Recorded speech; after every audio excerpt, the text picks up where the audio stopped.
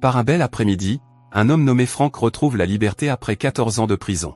Autrefois redoutable chef de la mafia qui supervisait les entreprises illicites de New York, il constate aujourd'hui que son influence a considérablement diminué depuis sa réinsertion dans la société. Les milieux de la drogue et de la prostitution sont désormais dominés par les mafias colombiennes et chinoises, mettant à l'écart les anciens alliés de Frank. Dans un autre quartier de la ville, Emilio, chef du commerce du sexe en Colombie, quitte son club et se dirige vers une cabine téléphonique. Il est entouré d'hommes armés qui le criblent de balles sans un mot. Emilio gissant vit tandis que le journal annonce la libération de Frank. Au même moment, dans une chambre d'hôtel, Jimmy négocie une affaire de drogue avec King Tito, un baron de la drogue colombien. Agacé par les bavardages incessants de Jimmy, King Tito augmente inopinément le prix de 10%, ce qui ne manque pas de surprendre Jimmy. À contre-séhure, Jimmy lui remet une valise pour la transaction, mais à l'intérieur il n'y a que des tampons. Jimmy tue sans pitié King Tito et sa bande. Après s'être occupé des Colombiens, Jimmy et sa bande retrouvent Frank dans une autre chambre d'hôtel. Il s'avère que Frank est le patron d'Emilio et que c'est lui qui a ordonné l'assassinat des deux mafieux.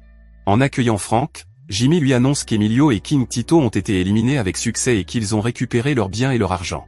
Jimmy informe également Frank d'un rendez-vous prévu avec un intermédiaire nommé Delicio, ce qui incite Frank à se préparer à partir pour un lieu de rendez-vous chic.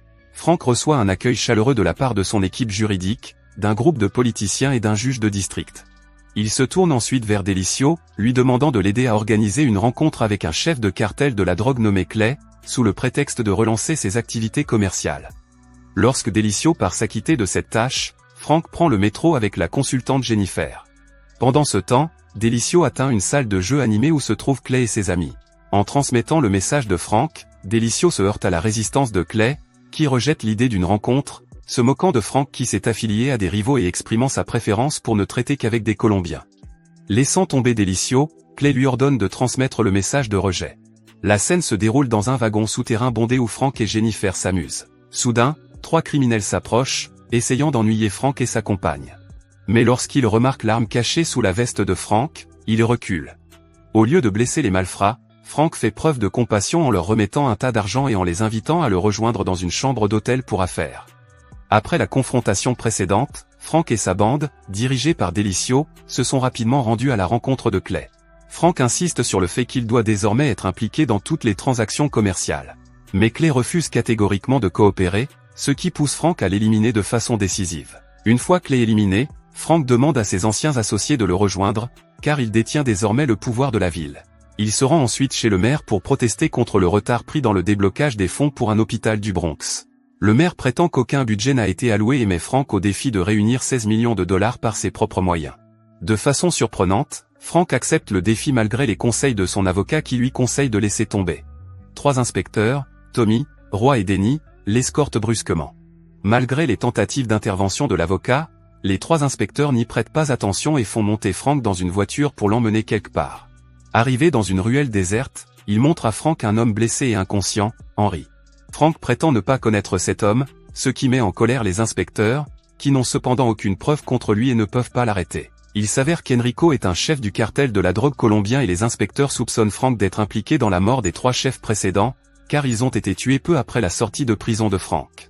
Au même moment, Delicio rencontre Wong, un chef de la mafia chinoise, dans un cinéma pour lui transmettre un message d'affaires de la part de Frank. Wong insiste pour recevoir un paiement en liquide pour un objet pesant 220 livres. Conscient des difficultés financières de Frank, Delicio propose une rencontre en tête-à-tête entre Wong et Frank afin de parvenir à un accord mutuellement bénéfique. Le lendemain, Jimmy s'arrête dans un fast-food et donne généreusement de l'argent à une vieille dame et à ses petits-enfants.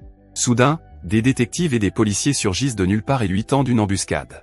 Jimmy se retrouve encerclé et incapable de s'échapper, ce qui conduit à son arrestation pour le meurtre de plusieurs Colombiens, avec le témoignage d'Henry comme preuve contre lui. Pendant ce temps, Frank visite un hôpital en difficulté dans le Bronx, qui a désespérément besoin de fonds publics. Il propose à nouveau son offre à Wong, mais les 2 hommes ne parviennent pas à se mettre d'accord.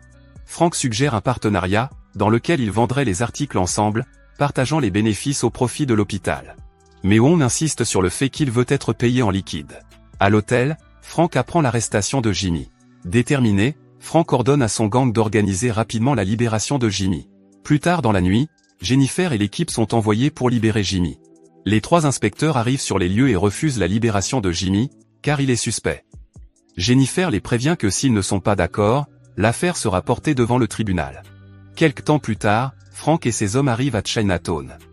Ils trouvent le gang de Wong et en tuent tous les membres sans pitié. Après le massacre, Frank et ses hommes arrêtent Wong et le forcent à leur révéler tous ses biens. Le pire, c'est que même après avoir tout donné, Wong n'est pas épargné et subit une fin rapide. Quelques jours plus tard, grâce à la généreuse donation de Frank, l'hôpital du Bronx ouvre ses portes au public. Cette nouvelle exaspère Denny, qui estime que Frank est devenu le roi de New York, alors qu'ils sont cantonnés à des emplois sans intérêt. Il soutient que la loi favorise Frank, qui a tout l'argent, et qu'il est donc impossible de l'arrêter en jouant avec le système. Pour agir, Denny suggère qu'un groupe de détectives affronte Frank, créant ainsi une situation de compétition entre les gangs. Un soir, dans un club animé, la bande de Frank s'amuse, tandis que Frank lui-même est en déplacement. Au bout d'un certain temps, Delicio arrive avec un patron du cartel de la drogue de Los Angeles. Cet homme sait que Frank possède un objet de 200 livres appartenant à Wong et veut l'acheter. Incapable de payer la totalité de la somme, il propose de payer la moitié à l'avance et le reste après la vente à Los Angeles. Frank, quant à lui, insiste pour vendre tout l'objet en une seule fois. L'homme demande à inspecter d'abord l'objet. De manière inattendue, alors qu'il sort fumer, il tue l'un des gardes de Frank, révélant ainsi la collaboration de Delicio avec lui. Des hommes armés ne tardent pas à faire irruption sur les lieux, semant le chaos. Au milieu de la fusillade, Frank parvient à aider Jimmy à s'échapper, mais un assaillant s'accroche à la portière de la voiture. Lorsque Jimmy retire sa cagoule, il découvre qu'il s'agit d'un policier. Sans aucune pitié, Frank l'envoie brutalement dans un extincteur. Voyant leur partenaire mort, les autres policiers continuent la poursuite. Il s'avère qu'il s'agit en fait de Tommy et Denny. Après avoir été poursuivis pendant un temps considérable, Frank parvient finalement à échapper à Tommy et Denny, perdant sa trace. Alors que Tommy et Denny sont à leur recherche, Frank percute soudainement leur voiture, provoquant une violente collision. Saisissant l'occasion, Jimmy ouvre le feu avant de s'enfuir. Voyant cela, l'inspecteur Tommy sort précipitamment de son véhicule pour poursuivre Jimmy, tandis que Denny se lance à la recherche de Frank. Sous un pont, un tir soudain atteint l'inspecteur Tommy. Jimmy ne s'arrête pas et continue à tirer impitoyablement d'autres balles dans le corps de l'inspecteur, le laissant gravement blessé. Dans un rebondissement inattendu, Denny arrive et tire plusieurs fois sur Jimmy, mettant fin à ses jours. Denny se précipite pour sauver Tommy, mais ses efforts sont malheureusement vains et le détective meurt. Tommy n'a pas pu être sauvé, laissant Denny plein de culpabilité pour la mort de son collègue. Denny ne peut rester pour les funérailles et se dirige vers sa voiture. À sa grande surprise, une autre voiture s'approche et, sans sourciller, Frank baisse sa vitre et met fin à la vie de Denny, puis repart calmement. De retour au quartier général, Frank confronte le traître Delicio, qui a été retrouvé par ses hommes. Au cours de l'interrogatoire, Delicio révèle qu'Henry a collaboré avec la police pour éliminer Frank. Delicio avoue avoir reçu un paiement de 50 millions de dollars et s'être vu promettre la liberté en échange de la révélation de l'emplacement du quartier général de Frank. Après avoir découvert toute la vérité, Frank ordonne à ses hommes d'enterrer le traître avec son argent sale. Henry rentre chez lui et trouve Frank qui l'attend déjà. Frank avoue avoir tué Clay, qui avait amassé 13 millions de dollars grâce à des escroqueries au jeu, Wong, impliqué dans le commerce d'immigrants illégaux, et King Tito, chef de l'industrie de la prostitution à New York. Frank justifie ses actes en déclarant qu'il n'a traité qu'avec ceux qui méritaient la mort pour leurs crimes. Il laisse également un avertissement concernant l'embauche d'un assassin pour s'en prendre à toute personne impliquée dans son affaire. Avant de partir, Frank ordonne à de se menotter à une chaise. Mais dès que Frank s'en va, se libère rapidement et le poursuit dans le métro. Dans un wagon souterrain, Frank utilise un passager comme bouclier. Malgré les appels à la reddition de Rui, Frank lui ôte la vie sans ménagement, mais Rui parvient à tirer quelques coups de feu avant de mourir. Frank sort alors calmement de la gare et elle un taxi, révélant qu'il a été grièvement blessé par Rui. Pendant ce temps, la police, alertée de la fusillade, arrive sur les lieux. Le chauffeur de taxi, qui a vu Frank tenir une arme, sort immédiatement du véhicule et prévient la police. Ces derniers commencent à encercler le taxi et à assiéger Frank.